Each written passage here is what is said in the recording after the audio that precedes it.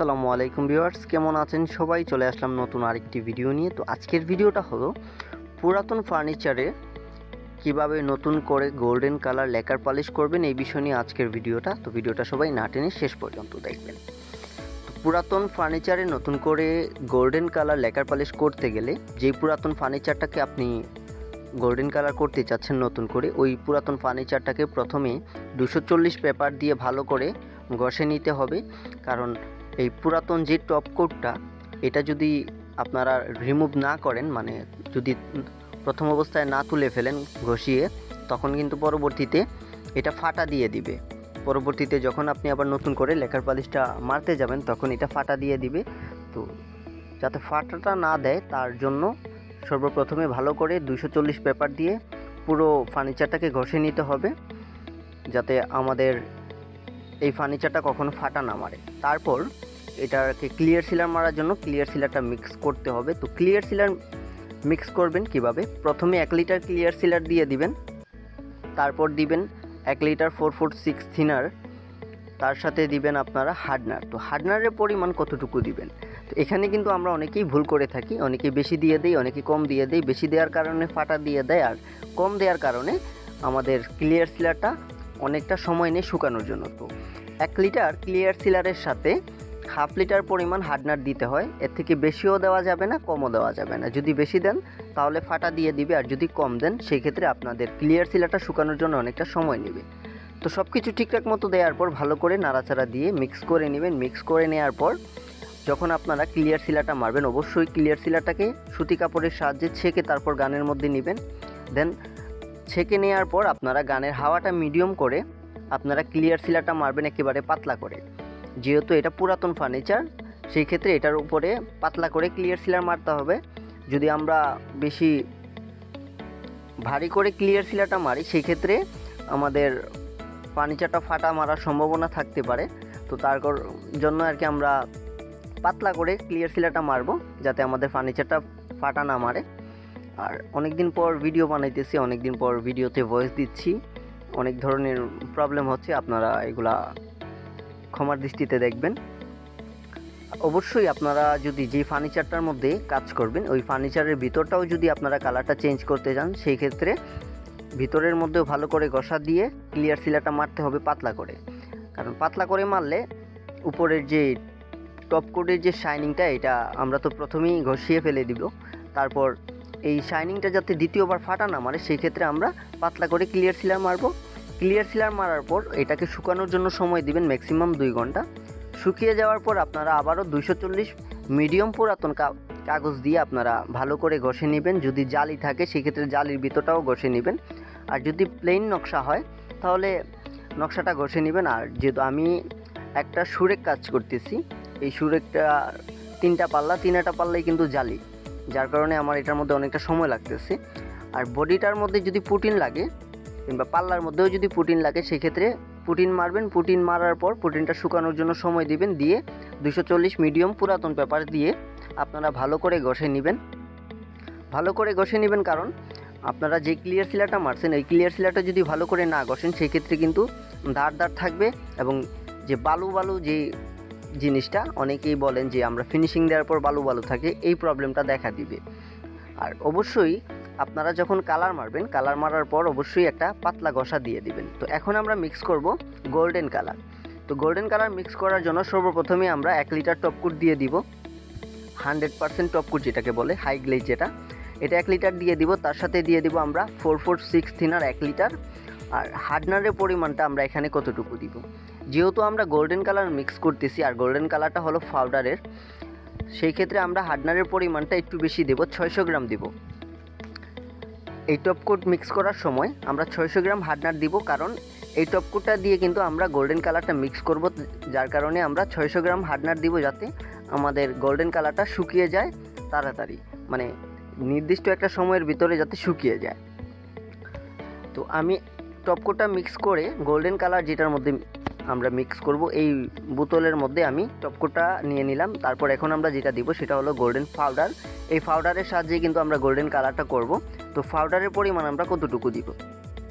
তো 1 লিটার টপকোটের সাথে আমরা পাউডারের পরিমাণ দিব 250 গ্রামের মতো, কারণ যদি আমরা কম দেই সেই ক্ষেত্রে আমাদের গোল্ডেন কালারটা পাতলা হয়ে যাবে, আর 250 গ্রাম যদি দেই সেই ক্ষেত্রে আমাদের গোল্ডেন কালারটা মিডিয়াম ঘন থাকবে, আর আমরা গোল্ডেন কালারটা খুবই সুন্দরভাবে মারতে পারবো, গোল্ডেন কালারটা খুব সুন্দর আসবে। তো গোল্ডেন পাউডারটা ঠিকমতো দেওয়ার পর আপনারা ভালো করে নাড়াচাড়া দিয়ে মিক্স করে নেবেন। মিক্স করে নেওয়ার পর আপনারা যখন গোল্ডেন কালারটা করতে যাবেন সেই ক্ষেত্রে আপনারা সুতি কাপড় দিয়ে ছাকবেন না। যদি এই গোল্ডেন কালারটা ছেঁকে মারেন সেই ক্ষেত্রে আপনাদের গোল্ডেনের যে পাউডার, এই পাউডারটা কিন্তু কাপড়ের মধ্যে আটকে যাবে আর গোল্ডেন কালারটা হবে না। তো সেই ক্ষেত্রে আপনারা গোল্ডেন কালার মারার ক্ষেত্রে আপনারা কখনোই সুতি কাপড় দিয়ে ছেঁকে গোল্ডেন কালারটা মারবেন না, তাহলে কিন্তু গোল্ডেন কালারটা যে পাউডারটা এটা আপনাদের গানের মধ্যে পড়বে না, পাউডারটা থেকে যাবে, শুধু টপকুটটা পড়বে গানের ভিতরে। তো আশা করি আমার কথাগুলো বুঝতে পারছেন। ভিডিওটা কেমন হয়েছে সেটা অবশ্যই কমেন্টে জানাবেন। ভিডিওটি যদি ভালো লেগে থাকে অবশ্যই লাইক কমেন্ট শেয়ার করবেন, আর আপনি যদি আমার চ্যানেলে নতুন দর্শক হয়ে থাকেন অবশ্যই আমার চ্যানেলটিকে সাবস্ক্রাইব করে পাশে থাকা বেল আইকনটি প্রেস করে দিবেন। আর আরেকটা জিনিস, আপনারা অনেকেই অনেক কমেন্ট করেন যে আমি কোথায় থাকি, আমার নাম্বার কিভাবে পাবেন।